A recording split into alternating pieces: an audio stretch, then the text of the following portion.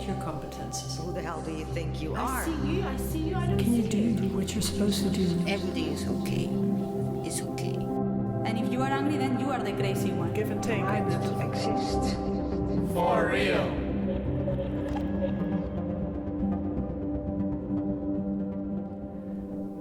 Welcome to For Real episode 7. This is a podcast on human dignity recorded on the 5th of May 2024 at Festival Lunalia in Mechelen at Cultural Center Nona.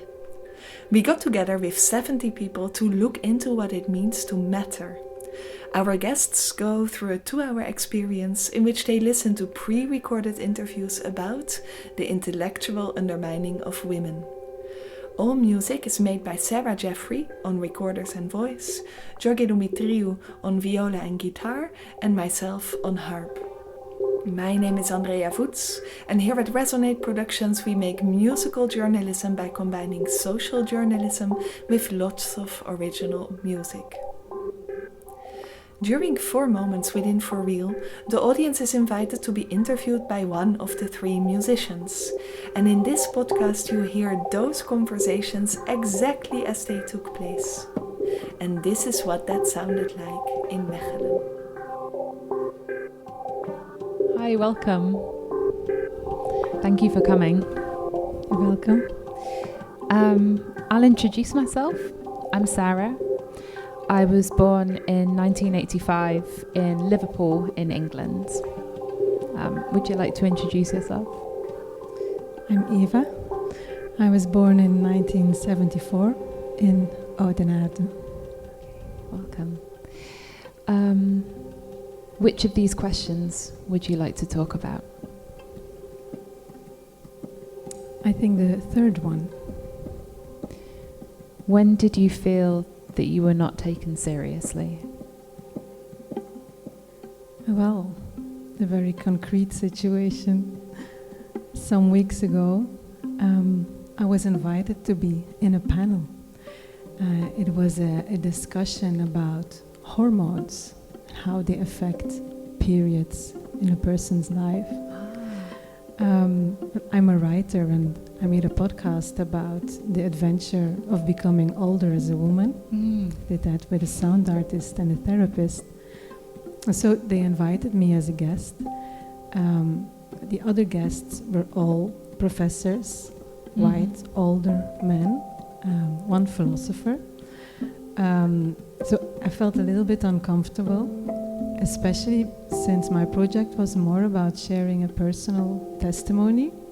So it felt already a bit weird that they would be speaking from their academic background and I would be sharing a personal story about menopause.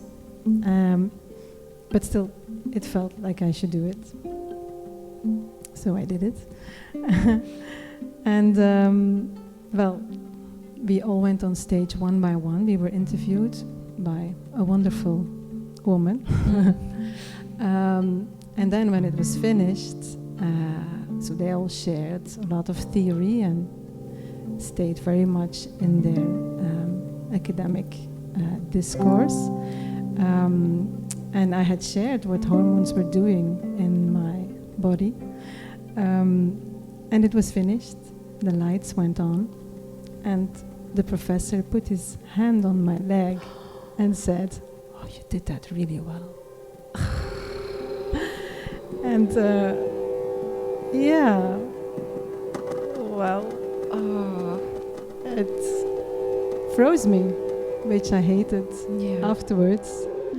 And it made me sad because I felt totally unseen in my strength of doing that evening. So that's what came up when I saw that question. Yeah, I can feel that coming from you, and you were the person with the lived experience with this, and wow, thank you so much for sharing this with us. Yes, thank you, welcome.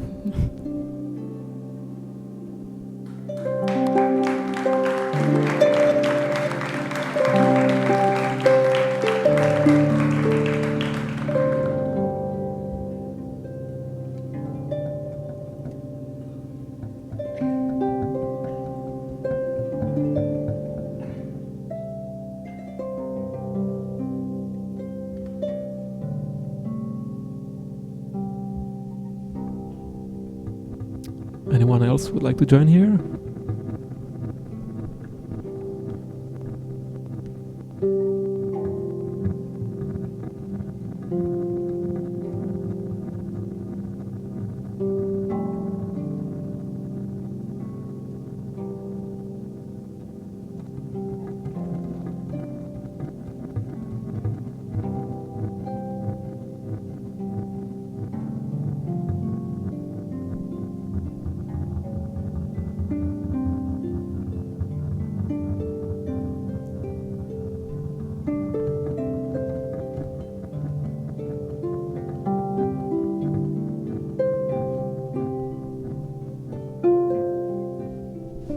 Hello. Hello.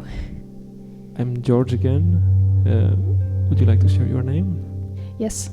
My name is Rebecca, and I was born in 1984 in Zottegem. And yeah. Any specific question would you like to answer to? It's the first one. The first one. So, what do you imagine people think when they see you? Yeah, well, when I saw that question, it made me think of something that has been very present in my, mostly in my professional life, but also in my personal life for, I think, any time between my early 20s and my mid-30s or so.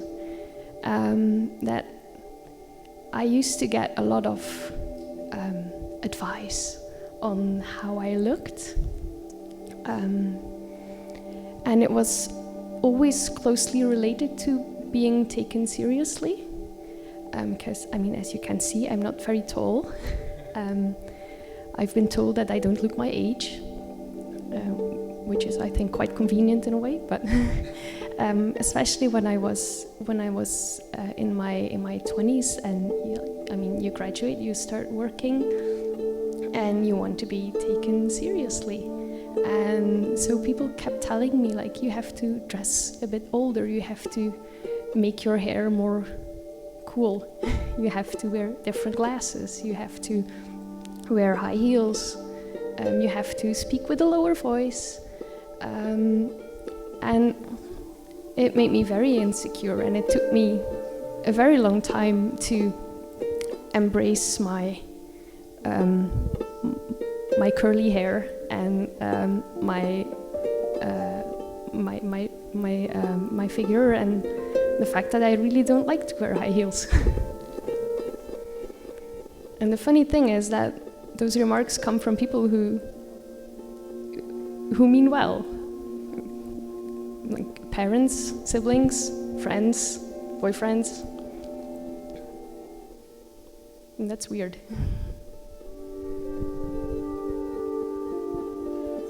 Yeah, it's it kind of breaks down the confidence that you have in order to. It's kind of just telling you that you need to build a different confidence, right? Based on the way you look. Yeah, and it suggests that the way that you look is very important to be taken seriously, and it's supposed to. It does exactly the opposite. It makes you feel insecure about who you are and what you have to say. In a way, like, it's not enough who you are. Yes, indeed. And there's, I mean, like, there's a wrong way to be professional or to look professional. Thank you for sharing that. Thank you.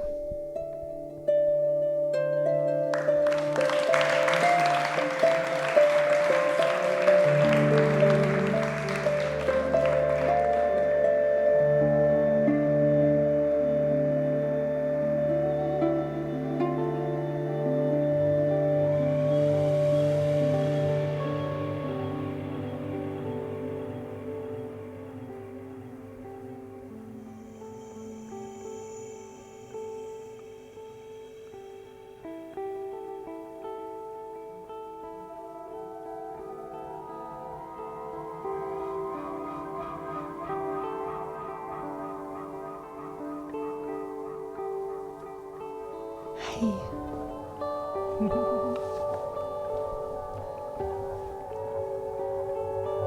Hi there. Good evening.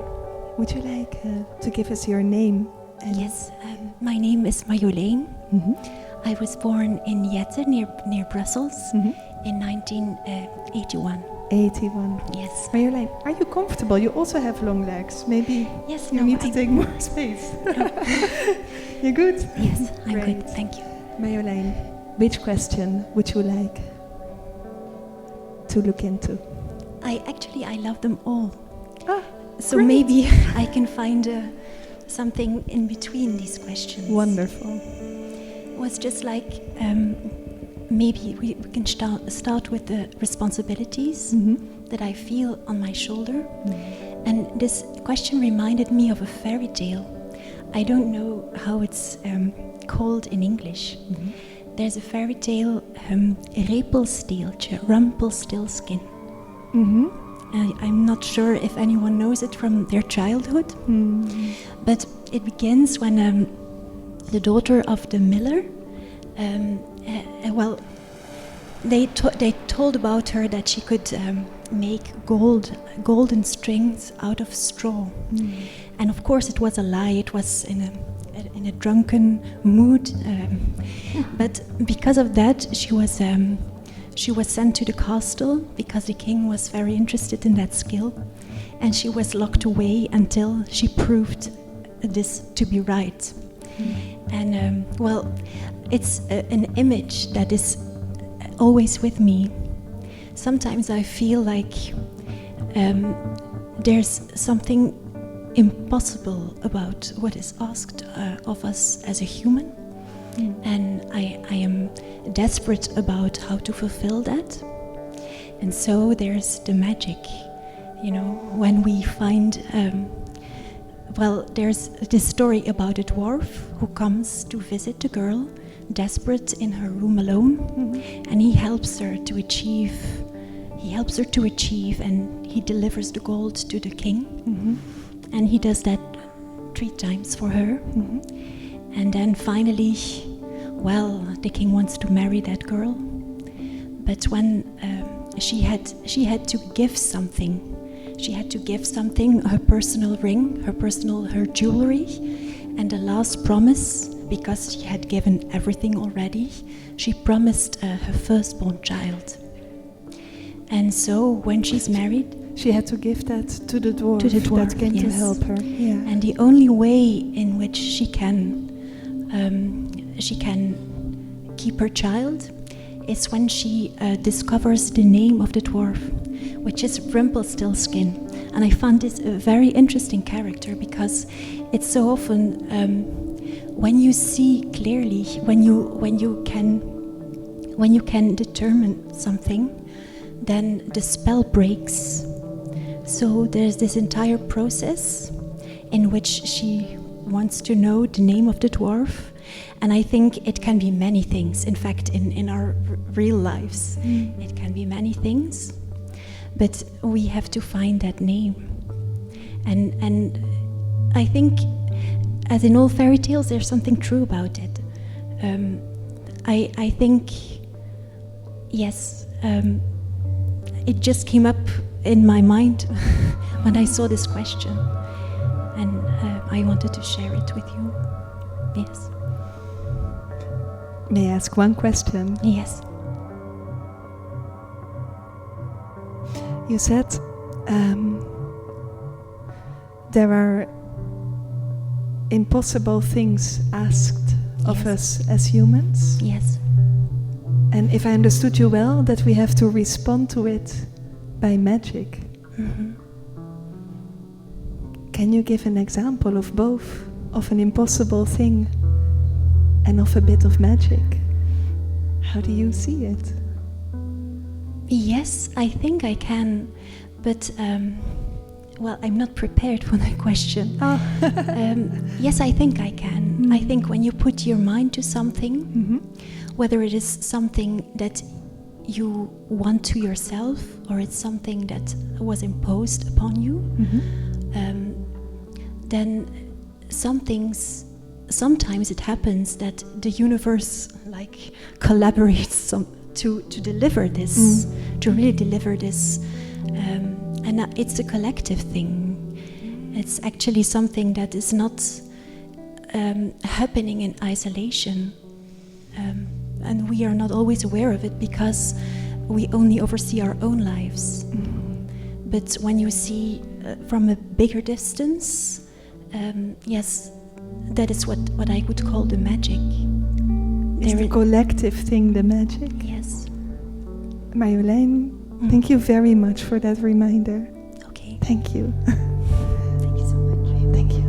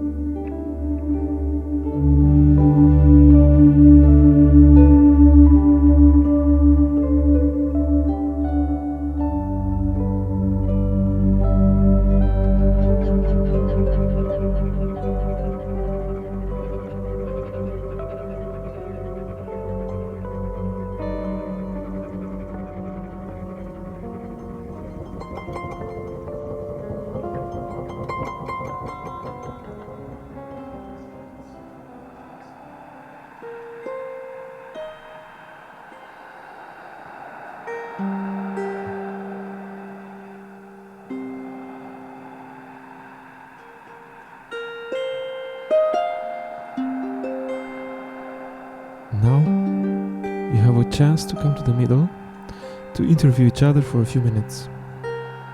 You can use the following questions. What would you like to say to your mother? What makes you feel powerless? When do you pretend everything is okay, even though it is not? Do you resonate with something that has been said?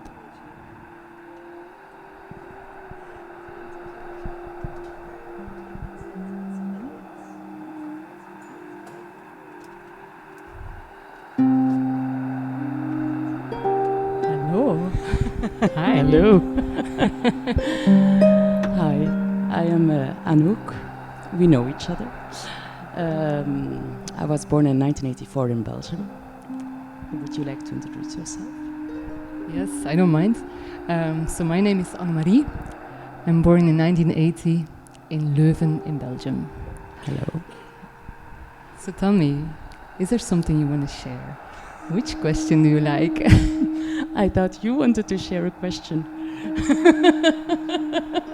Well, actually I don't mind. I came to the stage or to this space because the first question is the question that is singing in my head already for, I think, maybe half an hour.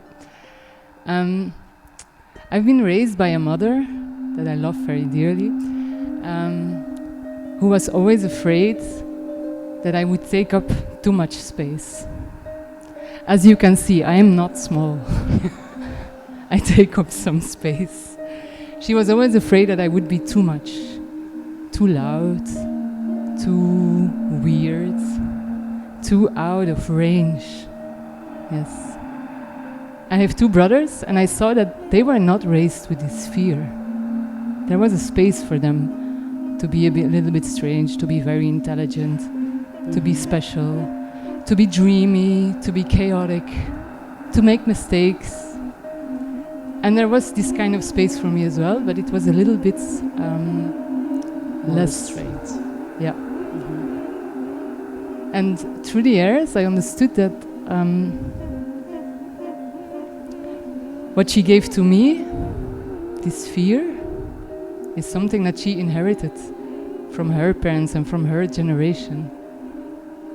And so I think we have a job in life, and it's to make this space for our daughters as large and as comfortable and as exotic and as special as it can be, so that they are raised with the feeling that if they have something to tell, they don't have to be perfect. They can do it just the way they want. They can be incomprehensible. They can be complex. There should be space to do this.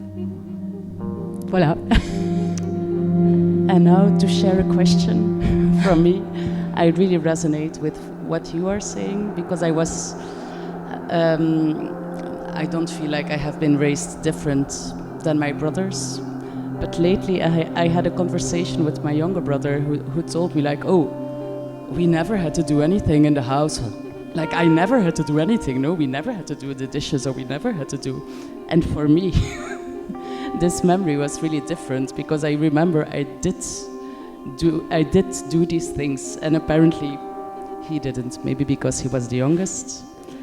And now I also have a boy and a girl, and I was also thinking about this, about expectations for your son or your daughter, that they should be, I mean, not expectations, but you know, like that they should not go for the obvious, or for what we think or what history thinks. It's logical. And maybe something else I wanted to share. I'm also a harpist. and I teach harp as well.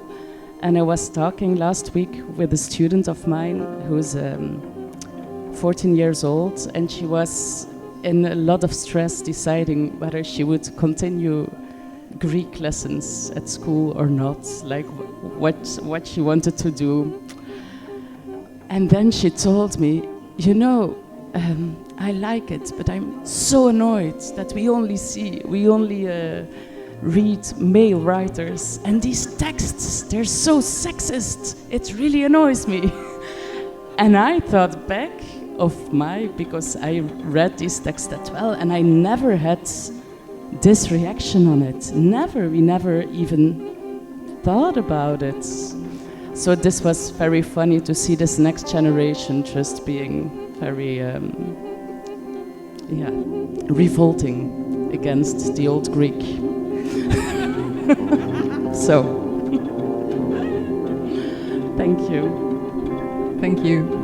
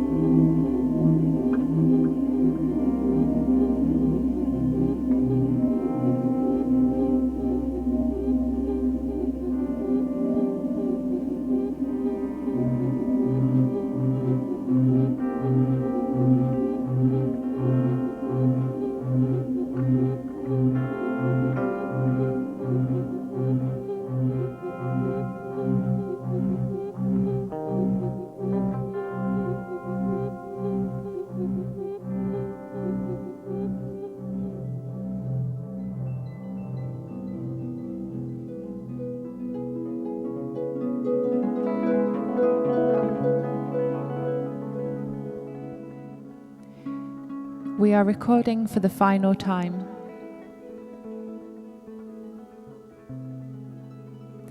Anyone is welcome to come to the centre and to share one sentence. What do you deserve?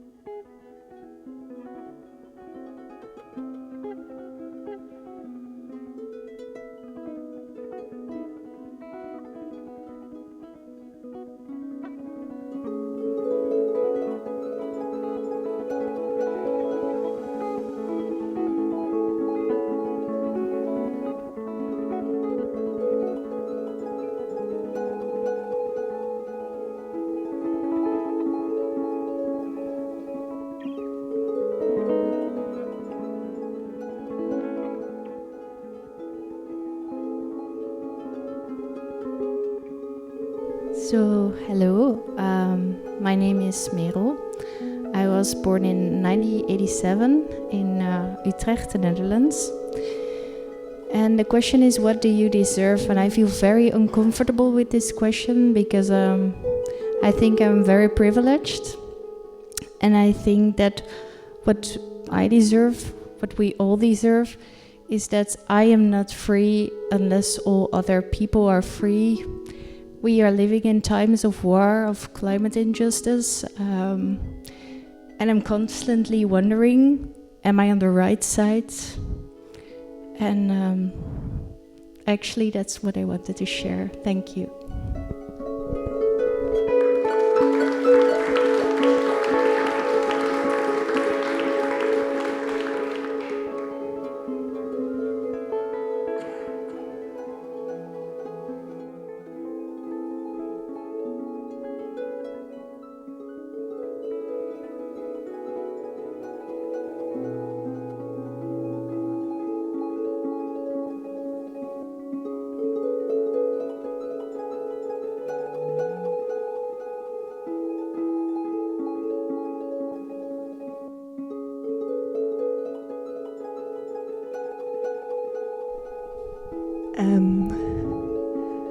I was sitting by myself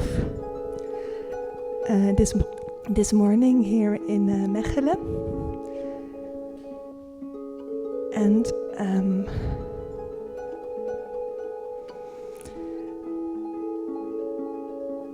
I had to think a lot about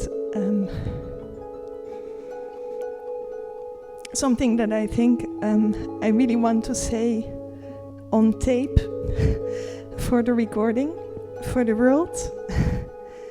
And it has to do with you, because we are in Belgium.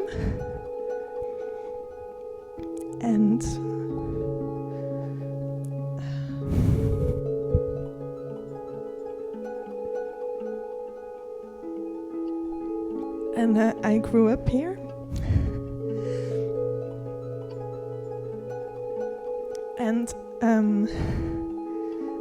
And my parents are Dutch. And only lately I'm starting to realize that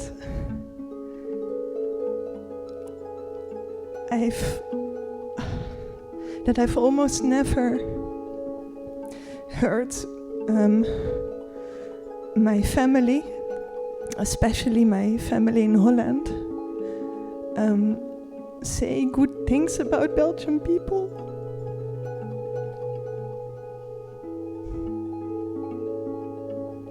And I remember that we went to school in Belgium, and we would make New Year's letters and then take it to Dutch grandparents born in the 20s in Rotterdam, try to explain them that. So I've seen a lot of Dutch people laugh at Belgian people secretly. And I mean, when are we in a setting like this? That doesn't happen very often, right? So I wanted to say for the tape what the Belgian people and the Flemish people really deserve is to be taken very seriously and to be shown interest in.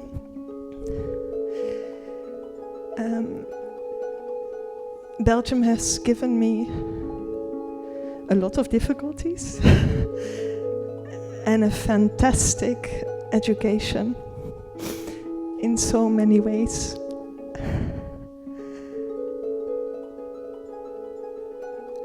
And the thing I value very, very much is that I think in terms of education,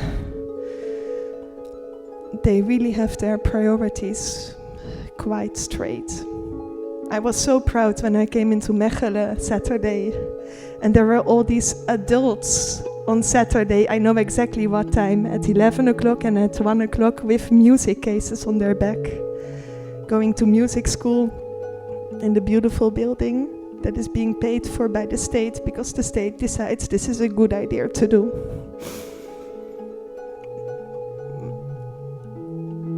I think that's how you shape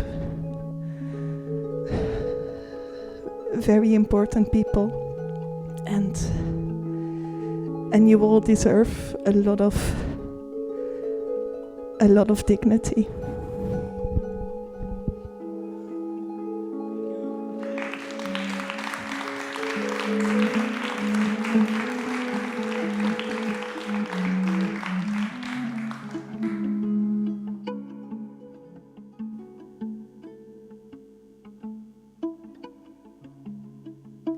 This was For Real from Lunalia in Mechelen. We are Resonate Productions and you can find us on Instagram at resonate.productions or on facebook.com/musicaljournalism. Over there, you can also find our tour schedule to join a recording of For Real yourself. We are looking forward to meeting you. See you next time.